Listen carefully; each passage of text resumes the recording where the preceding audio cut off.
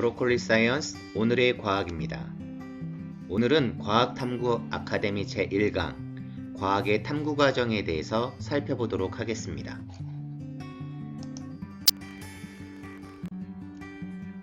그렇다면 탐구란 무엇일까요? 필자는 과학의 많은 부분 중에서 탐구가 가장 중요하다고 생각하고 있습니다. 먼저 탐구의 정의에 대해서 알아보도록 하겠습니다.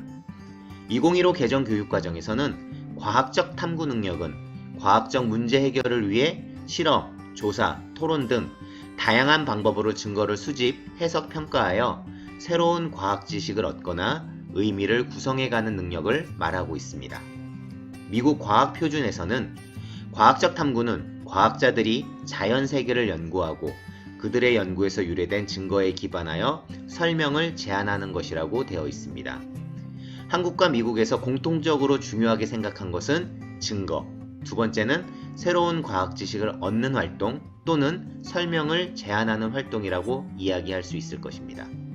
이러한 탐구의 핵심은 무엇일까요?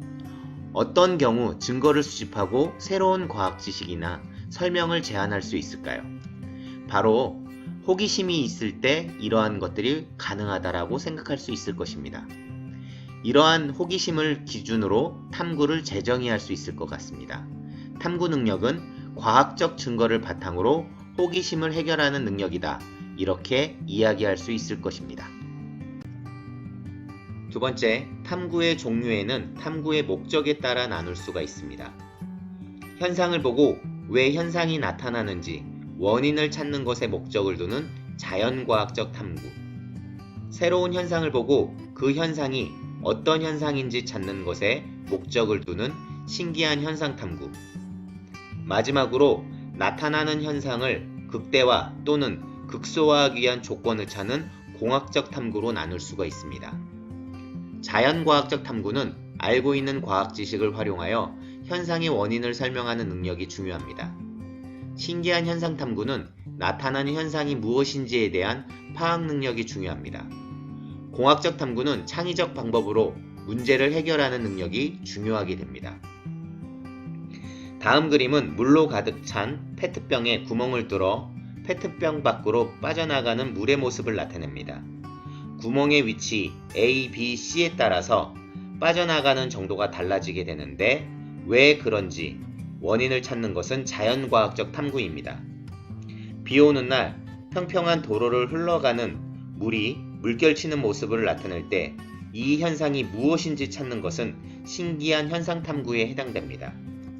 마지막으로 어떠한 조건에서 물 아래의 종이가 떨어지지 않는지 극대화 또는 극소화되는 조건을 찾는 것은 공학적 탐구에 해당됩니다. 그렇다면 과학적 탐구 과정은 어떤 과정으로 구성되어 있을까요?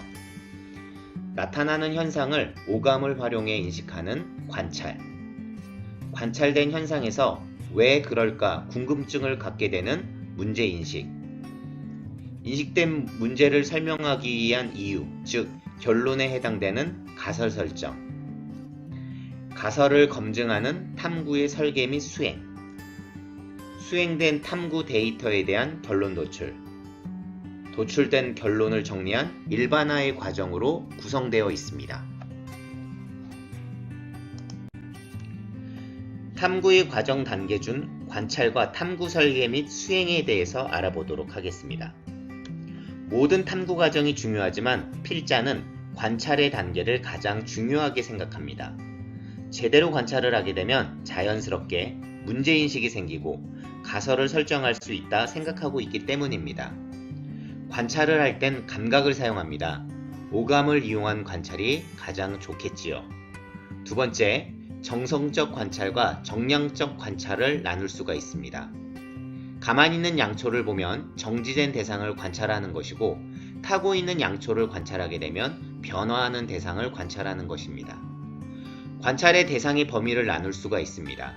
식물을 관찰할 때 전체를 관찰할 수 있으며 부분을 관찰할 수 있습니다. 또는 공통점과 차이점을 찾는 관찰이 있을 수 있습니다. 넷째, 조작적 관찰이 있습니다. 조작적 관찰이란 관찰하는 대상을 변화시켜 관찰하는 것을 말합니다. 가르물질을 관찰하기 위해서 기존의 물질을 관찰할 때랑 그것을 가루로 내서 관찰할 때는 다른 현상이 나타날 수 있을 것입니다. 마지막으로 의문 생성과 추론을 유도하는 관찰이 있습니다.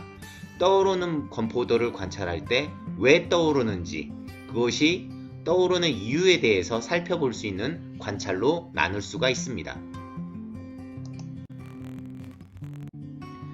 탐구 과정의 단계, 탐구의 설계 및 수행에 대해서 살펴보도록 하겠습니다. 접시 위에 놓여진 고기 위에 구더기가 생긴 것을 관찰하게 되었습니다. 이때 관찰자는 왜 구더기가 생겼는지 문제인식을 하게 되었고요. 고기 위에 파리가 접촉해 구더기가 생겼을 것이다 라는 가설을 설정하게 됩니다.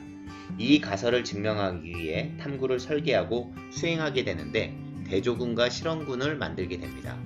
대조군이라는 것은 변화를 시키지 않는 것, 실험군이라는 것은 변화를 시킨 것인데 고기의 구더기가 파리와의 접촉 때문에 생겼을 것이다 라는 것, 문제인식에서 접촉하는 상황을 그대로 냅둔 것을 대조군, 접촉하지 못하게 만든 것은 실험군에 해당하게 됩니다.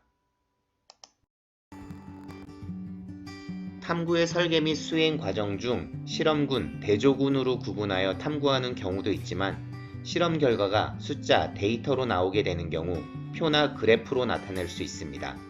특히 그래프로 나타내는 경우 변인의 구분이 필요하게 됩니다. 변인에는 종속변인과 독립변인으로 나눌 수 있습니다. 종속변인은 현상의 결과, 그래프의 Y축에 표시하게 되고요. 독립변인은 현상의 원인으로서 조작변인과 통제변인으로 나눌 수 있습니다. 조작변인은 독립변인 중 크기를 변화시키는 변인, 즉 그래프의 X축에 표시하게 되고요.